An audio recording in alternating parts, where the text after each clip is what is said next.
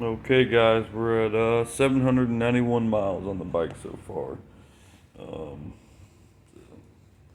has been following it's the 300L 2022 version. Um, yeah, so getting close to the 1,000 mile review. I'm gonna wait and hold out to talk about most of the stuff for the review. But I just wanted to give you guys a shout out. I am getting a new seat for the bike. Hopefully tomorrow.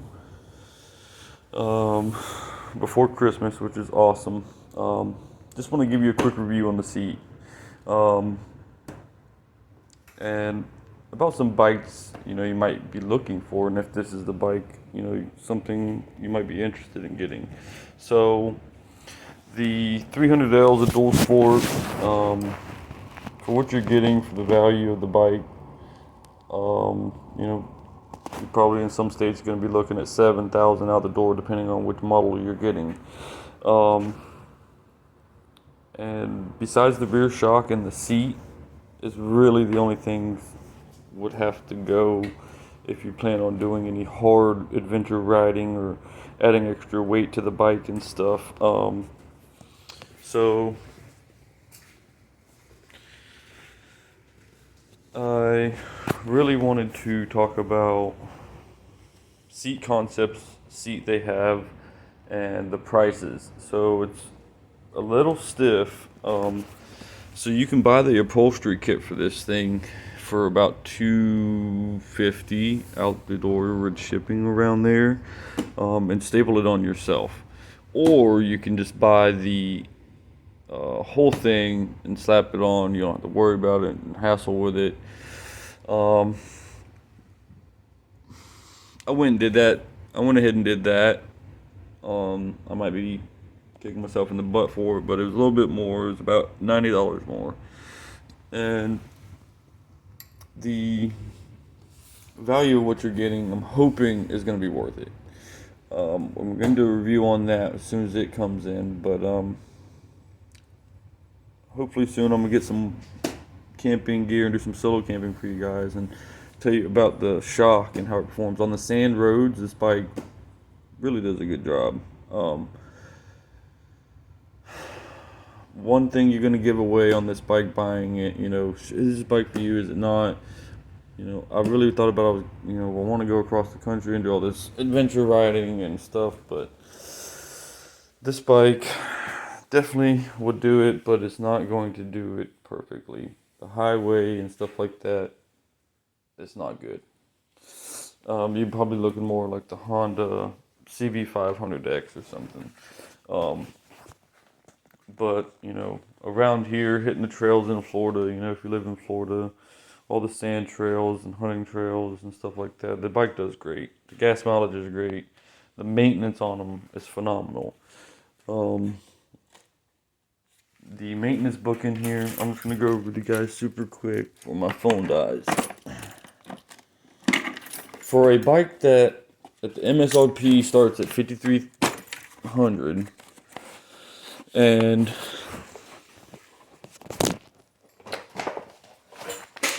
that has the power deliverance it has stock without changing anything, to not void a warranty or anything, and the maintenance is super awesome.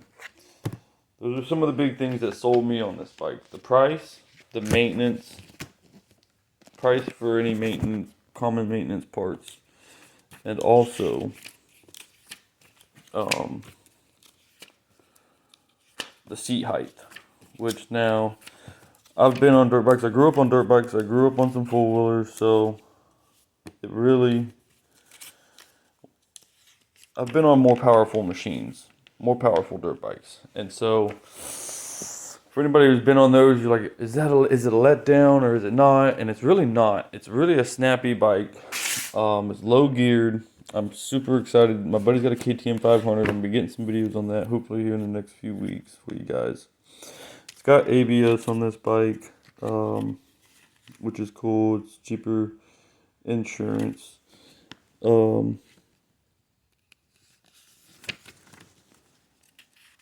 Here we go. Here's the maintenance for you guys. real quick.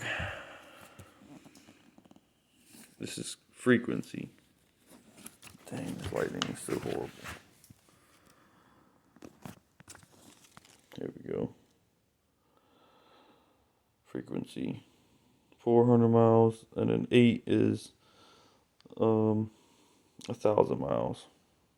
I'm sorry, 8,000 miles. 0.6. Okay, so the break-in period is 0.6 of 1,000 miles. Technically, they've considered around 400. So at 600, you're going to replace the oil and the oil filter. Here's your second page. That's it. Okay, oil filter here, which is R, and R, which is replace. Then after that, from 600 miles, the next maintenance you have to do to this bike is, besides cleaning the crank case, is replace the engine oil at 8,000 miles.